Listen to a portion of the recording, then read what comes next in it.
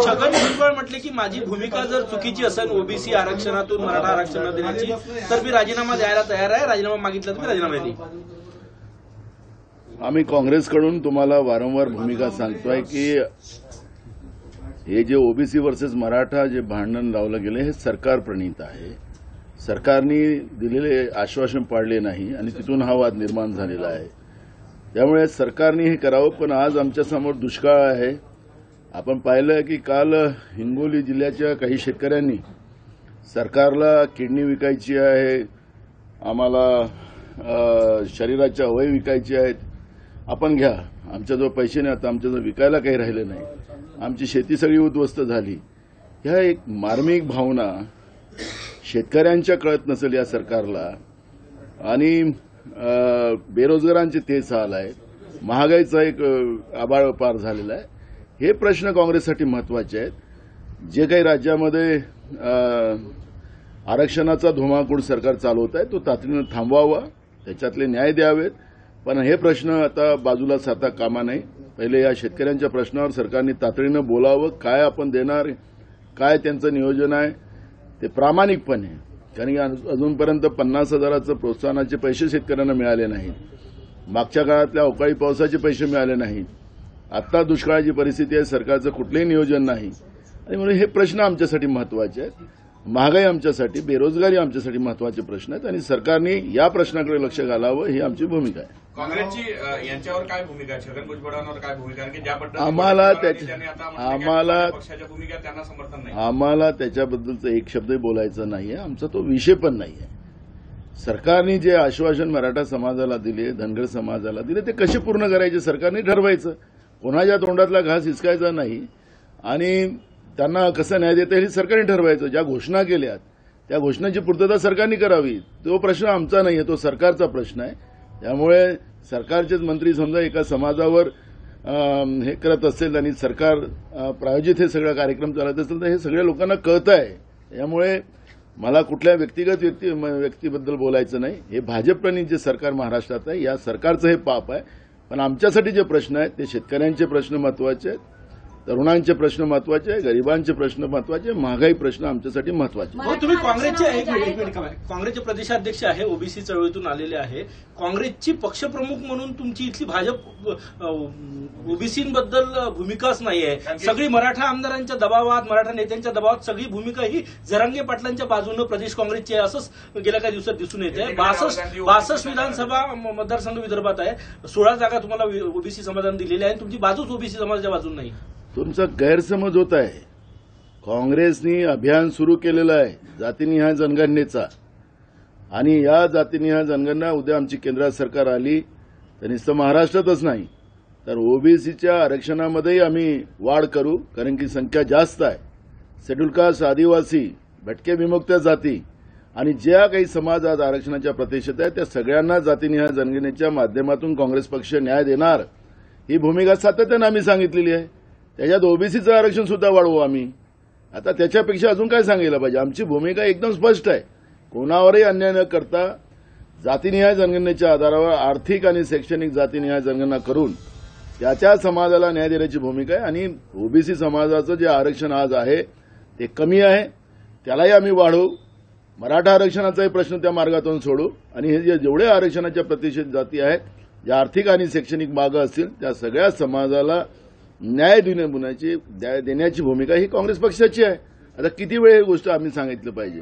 राजस्थान प्रचारादरम्यान एकनाथ शिंदे यांनी आपल्या उमेदवाराऐवजी भाजपच्या उमेदवाराचा प्रचार केला आणि दुसरं असं की तिथे एकनाथ शिंदे यांना हिंदू हृदय सम्राट उपाधी वापरण्यात आली. हे बघा, मला एक कळत नाही हे सरकार कसं आहे त्याचं. आता रोज आता या सरकारची उलट तपासणी सुरू झालेली आहे. सरकारची कधी उलट तपासणी होताना आपण पाहिलं विधानसभा अध्यक्षाकडे. महाराष्ट्राच्या इतिहासामध्ये हा कलंक लावण्याचा क्षण आज महाराष्ट्राला आलेला आहे. महाराष्ट्राची लोकशाही, महाराष्ट्राची विधिमंडळाचे कामकाज हा इतिहास आपण पलटून पाहिला तर या पद्धतीनं भाजपनी जे लोकांचं म्हणजे 105 आमदार निवडून आल्यानंतर जो खेळखेंडोबा महाराष्ट्राच्या राजकारणामध्ये केला हे महाराष्ट्राची जनता कधी विसरणार नाही. त्याच्यामुळे मुख्यमंत्री एकनाथ शिंदेंना काय बोलतात, कोण काय लिहितं ते ना आता काय व्यक्तिगत आहे. सगळ्या जाहिरातबाजीचं सरकार आहे.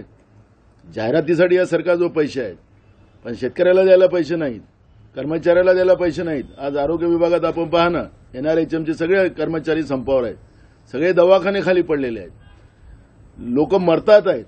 सामान्य लोकांना या राज्यामध्ये साधं शासकीय रुग्णालयाचे फायदे मिळत नसतील, लोक मरत असतील, तर याच्यापेक्षा मोठं पाप काय आहे? याच्यापेक्षा मोठं पाप काहीच होऊ शकत नाही. आणि म्हणून हे जो जाहिरातबाजीचा जो खेळ या सरकारने चालवलेला आहे, या जाहिरातबाजीतला हा प्रकार आहे. जनतेचे पैसे लुटायचे आणि स्वतःचीच पाठ स्वतःने ठोपटायची, ही भूमिका या सरकारची आहे. आणि त्याच्यामुळे त्याच्यावर काँग्रेस पक्षाला जायचं नाही. कोणी काय लिहायचं, आपल्याला शाबासकी द्यायची, तो त्यांचा प्रश्न आहे. मराठा आरक्षणाचं आंदोलन सुरू आहे, त्याच्यामुळे जायकवाडीमध्ये पाणी सोडू नये धरणामध्ये असं अधिकाऱ्यांनी पत्र लिहिलेलं आहे.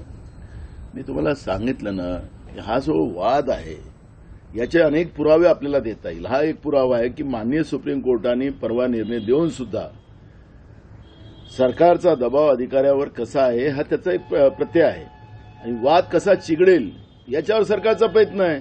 हे सरकार प्रणीत आहे आणि आम्ही हे वारंवार सांगतो. अनेक पुरावे त्याच्यात देता येतील, त्याच्यातला हा एक पुरावा आहे. तुम्ही आज ट्विट केलं एक पंतप्रधानांबाबत, पनौती तुम कब जाओगे असं राहुल गांधी यांनी एक नोटीस बजावली मला याचप्रमाणे. एक कळत नाही, पनौती हा शब्द कुठे एका व्यक्तीला लागत असेल तर हा एक आश्चर्याचाच भाग आहे.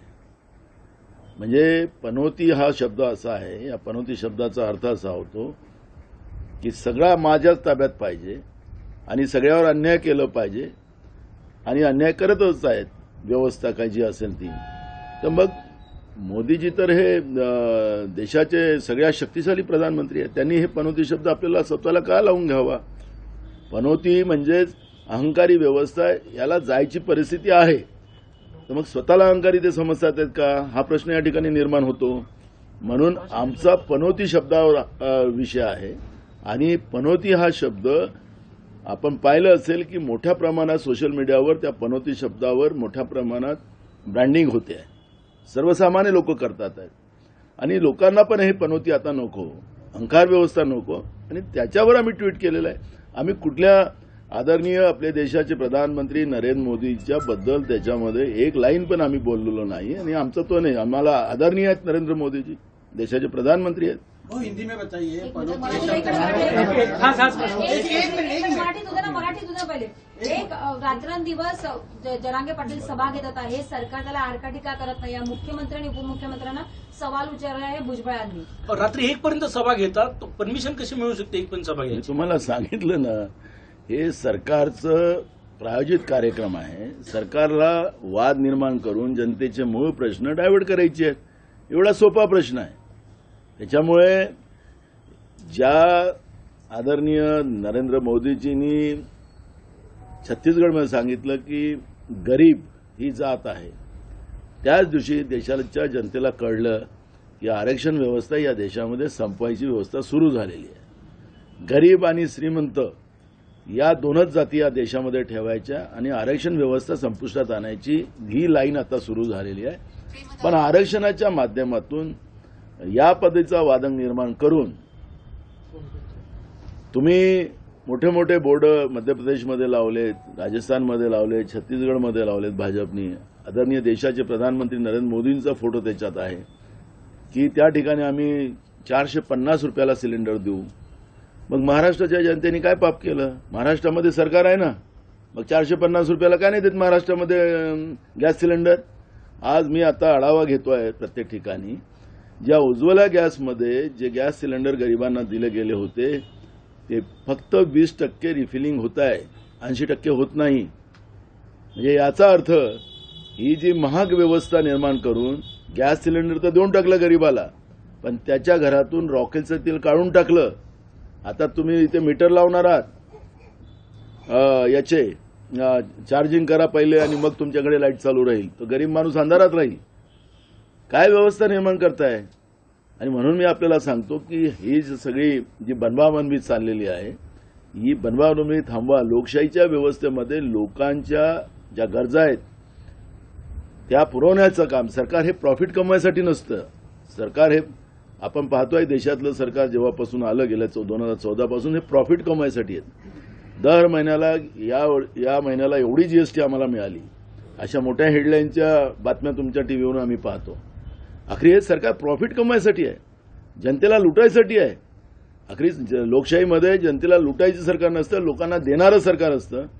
पण ज्या पद्धतीने ही लूट जे सामान्य जनतेची सुरू केलेली आहे हीच भयावह आहे आणि त्याचा आम्हाला विरोध आहे. पण भुजबळ सत्तेतच आहे आणि तरीही त्यांनी मुख्यमंत्री उपमुख्यमंत्र्यांच्या कार्यपद्धतीवरती जरांगे पाटलांच्या ज्या सभा आहे त्याच्यावर ताशेरे ओढले आहेत. मी तुम्हाला सांगितलं ना, नौटंकीचं मंत्रिमंडळ महाराष्ट्रात आहे. जरांगीच्या सभा रात्री होणं योग्य आहे का? मला मुद्दा तो नाहीये ना. आखरी मुख्यमंत्र्यांना कोणाला मंत्री ठेवायचं नाही ठेवायचे अधिकार मुख्यमंत्र्याचे असतात. मग हा खेळ कशाला चालला? जो आहे प्रश्न त्या महत्वाचा आहे. भुजबळ साहेब काय बोलले याच्यावर जाऊ नका. याच्यावर मागं कोण आहे? ही भाजप आहे. आणि हे भाजप राज्यामध्ये या शाहू फुले आंबेडकर विचाराला कसं संपुष्टात आणता येईल त्याच्यावर भाजपचं काम चाललेलं आहे. भुजबळ हे त्याच्यातला एक पात्र आहे, पण जे त्याच्यामध्ये करता कोण आहे ही त्याच्यात भाजपच आहे आणि हे दाव्यानं आम्ही सांगू शकतो. पनौती को लेकर जिस तरह से माहौल बना है और राहुल गांधी आपने एक ट्वीट किया, उसमें मोदी जी का कार्टून बना के आपने डाला. हमने कार्टून नहीं है वो, कार्टून तो तुम्हारा भी बन सकता है. मूल सब्जेक्ट ऐसा है कि पनौती हम मोदी जी को नहीं कह रहे, हम अभी भी बता रहे वो हमारे आदरणीय देश के प्रधानमंत्री नरेंद्र मोदी जी हैं, उनका सम्मान रखना हमारा काम है. लेकिन जिस तरह से देश में जो सोशल मीडिया पे पनौती की लाइन जो चल रही है वो अभी टॉप में है.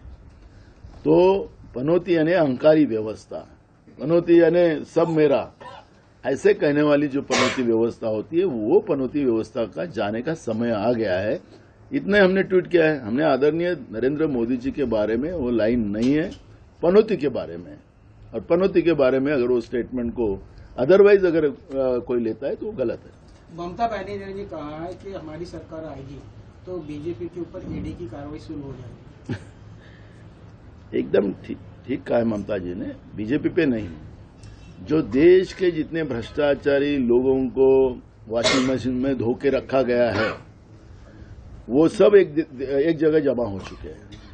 और वो एक जगह जमा होने की वजह से अब बहुत आसान हो गया. हमारी जब सरकार आएगी तो इनको पकड़ने का और उनसे पैसा जो लोगों का लूट कर उन लोगों ने जमा करके रखा है वो लोगों को देने के लिए. इसलिए हमारे नेता राहुल गांधी जी हर भाषण में कहते हैं कि जितना पैसा अदानी को इन लोगों ने दिया, तो जैसे फिर इतने सारे जब लोग हैं इनका पैसा हम सब गरीबों को और किसानों को और बेरोजगार को देंगे. ये हमारे आदरणीय नेता राहुल गांधी जी का कहना है. वही एक सिंपल लाइन है. मागासेपणा सिद्ध करण्यासाठी 400 कोटी रुपये, मागासेपणा सिद्ध करण्यासाठी 400 कोटी रुपये जे आहे मागणी केलेली आहे मागासवर्ग आयोगाने. मी तुम्हाला सांगत आहे की मूळ प्रश्न जो काही सर्वे, कारण की याला जनगणनेचा जो आपल्याला विषय आहे त्या जनगणनेमध्ये हे सगळे विषय येणार आहे. त्याला या सगळ्या विषयावर मागासवर्गीय आयोग जो जाईल जेव्हा त्यांना हे सगळे बारकाईने हे सगळे मुद्दे बाहेर काढावे लागतात आणि मग त्याच्या आधारातून मग त्याला लागणारा खर्च आहे, त्याला माहिती असेल, माहिती घ्यायसाठी लागणारा आहे तर तो खर्च लागत असेल. त्यामुळे मागासवर्गीय आयोग मागवत आहे. पण यांना तसं नाही, यांना डायरेक्टच पाहिजे सगळ्यांना आणि ते वाद निर्माण करण्याचं काम चालू आहे. संजय राऊत यांनी एक व्हिडिओ ट्विट केलाय परत मकाऊमधला, मकाऊच्या रात्री म्हणून एक 6 सेकंदाचाच व्हिडिओ हॉटेलमध्ये जातानाचा ट्विट केलेला. मी आता तो व्हिडिओ पाहिलेला नाहीये, त्याच्यामुळे मी त्याच्यावर आता काही प्रतिक्रिया देणार नाही. सध्या ते हा मकाऊ पण खूप चाललेला आहे, एवढंच मी सांगेन. उदय सामंत ने कल बोला है कि जिस महाविकास आघाड़ी जिन उद्योगों को लेके हंगामा कर रही थी वो उद्योग महाराष्ट्र से गए नहीं. क्या है? अब मुझे बताइए, अब ये अपन नागपुर में, अभी नागपुर में कौन सा प्रोजेक्ट था? एयर विस्टा था ना, कहाँ गया वो?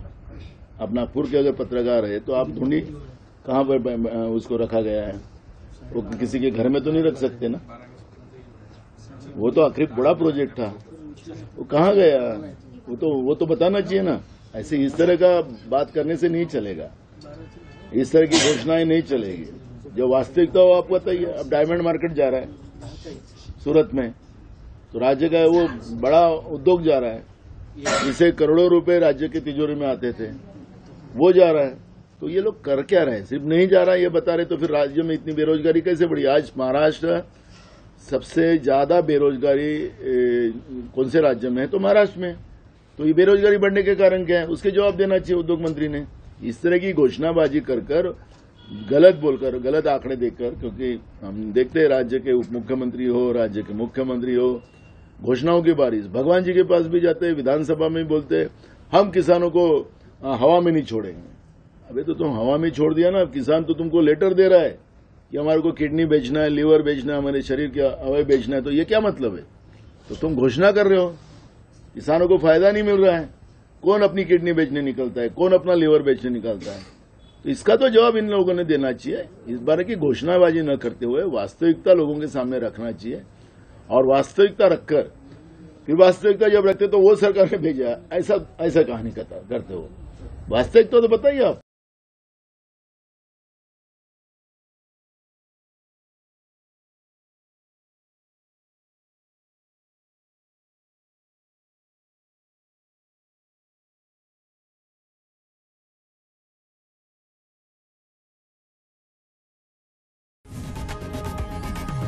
लोकशाही मराठी ऐका, पहा, जागरूक रहा।